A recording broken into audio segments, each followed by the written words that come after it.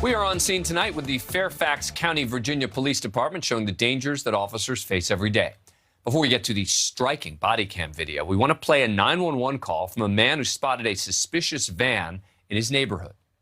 I had this maroon van that was outside my house all night. I believe people are living in it. I've seen it in the neighborhood before. We've had a lot of break-ins in our neighborhood recently with people like going into garages and stuff. So an officer arrived with an unarmed academy recruit who was shadowing the officer before beginning training. The van's windshield was frosted over and the back windows were heavily tinted. I can't see in that car to save my life.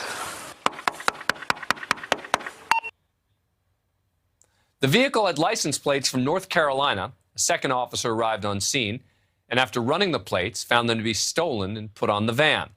Called for a tow truck and kept investigating. Oh. Fairfax County Police. County Police. Anyone in there? Make yourself known. I don't know if there's anyone in there. Yeah, but look, you got a big TV in there. A bunch of gas not being stored. And there's Virginia tags in here. See, officers then found in the trunk the actual license plates registered to the vehicle. Police learned the van was registered through a family member of the suspect. One of the officers made contact with the van's legal owner and was on the phone with her as the tow truck driver arrived. Hey! Do not know! Get my granddaughter's on this. Don't know! Bravo, 48 mile location. 1014 was restricted. Bravo, 611 Bravo, what's Do not move! An officer opened the side door, found 34-year-old Michael Vaughn holding a short-barreled rifle. He apparently pointed the weapon at police. The officer, who had been talking to the Vaughn's relative, opened fire, hitting the suspect twice. As police moved in to give first aid, they found a pistol in Vaughn's waistband, later determined to be a BB gun. Buddy, we're going to do everything we can to save your life. We're going to do everything we can to save your life. The police department blurred that video. Vaughn was treated at the hospital for non-life-threatening injuries. He'd been wanted on warrants for failing to appear in court and violating bond. He's also been charged with 2 counts of assault on an officer, drug possession, credit card theft, petty larceny. Vaughn's being held without bond and is due back in court on May 2nd. The female officer suffered a minor injury. No one else was hurt. The Commonwealth's Attorney's Office did not find any criminal wrongdoing by the officers involved, but this case does remain under internal review. Joining me, as always, is Sean Larkin, retired Tulsa police lieutenant. All right, Sticks, let me just ask you a broad question. What'd you make of this one? Man, this shows you that in this profession, something as simple as checking out a suspicious vehicle that you think is unoccupied can turn that fast.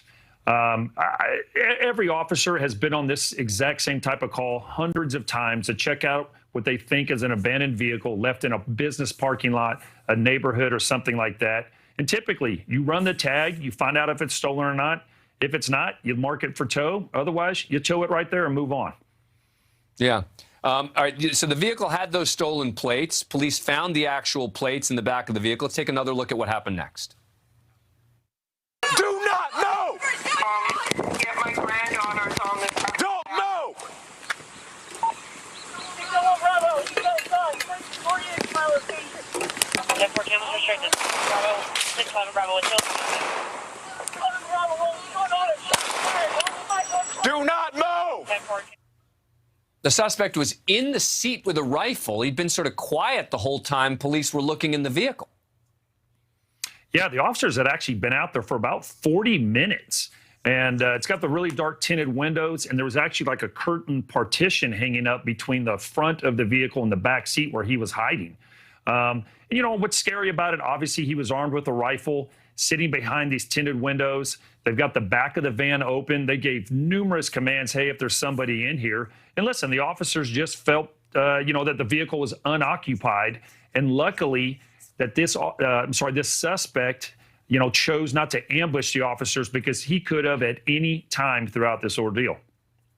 Yep. And we heard the suspect actually telling police to sort of let him die. It makes you wonder real quick what his intentions were.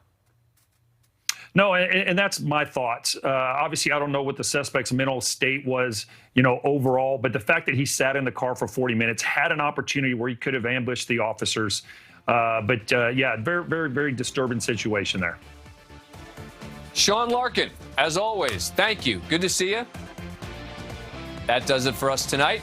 Thank you for watching. Click the red subscribe button below so you can get more of NewsNation's fact-driven, unbiased coverage.